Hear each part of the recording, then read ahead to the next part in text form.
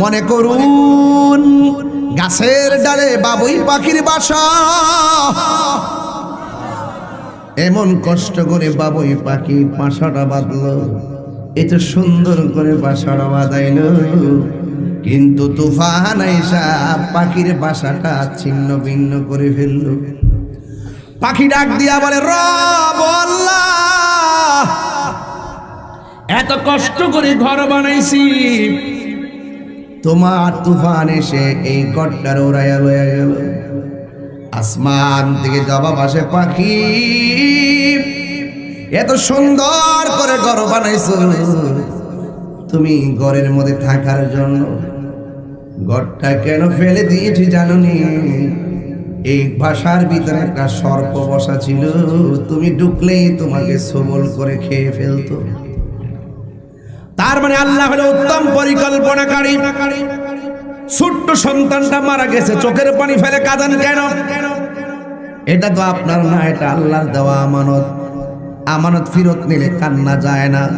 এই জন্য বলা হয়েছে যারা আমানতের খেয়ানত করে তাদেরকে মুনাফিক বলা হয়।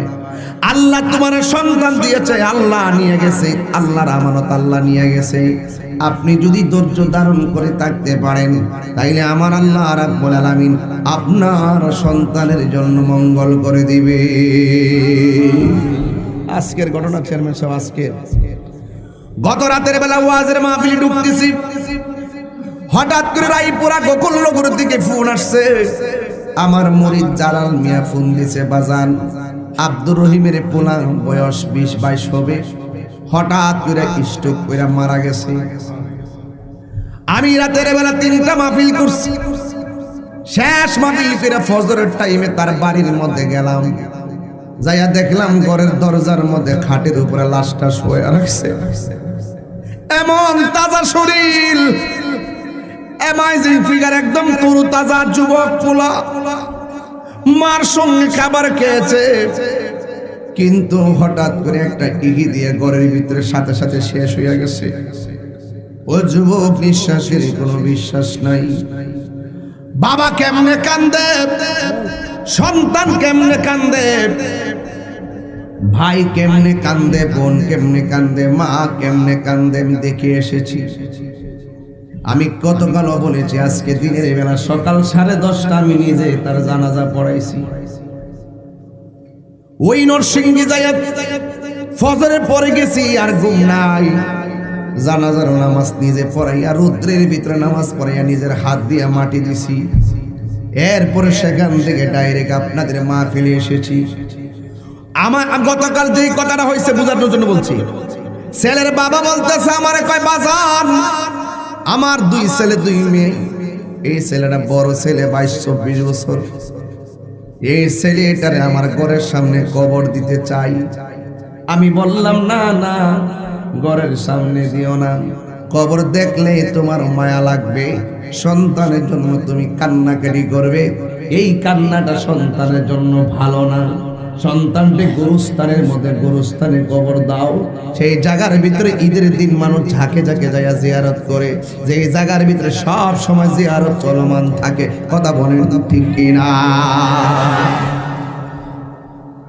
এই জন্য আমি বুঝাইতে চাইতেছি, নিঃশ্বাসের কোনো বিশ্বাস হারিয়ে যাব একদিন, আমি রব না ভুবন চিরদিন।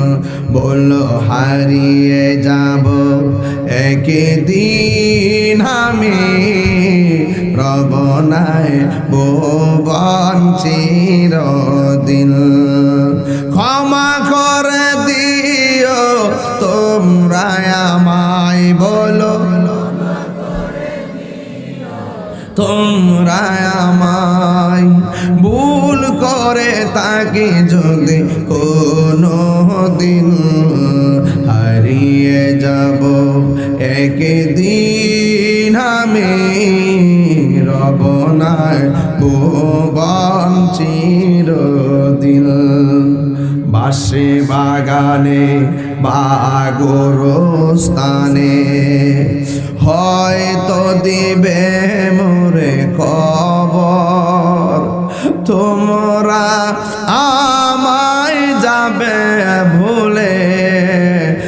রাখবে না জানি কোনো খবর, বাসে বাগানে বা গরুস্থানে হয়তো দিবে মোরে খবর।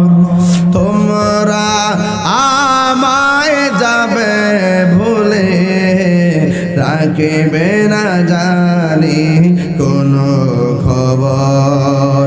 পড়বে কি মনে আমার কথা, ফেলবে কি অস্ত্র কোনো দিন, হারিয়ে যাব এই রবনায় ভুবন চিরদিন। বল হারিয়ে যাব আর রবনায় ভুবন চির। সবাই সবাই ক্ষমা করে দিও তোমরা আমায়, বলো তোমরা আমায়। ভুল করে তাকি যদি কোনো দিন, হারিয়ে যাব আর রবনায় ভুবন চিরদিন।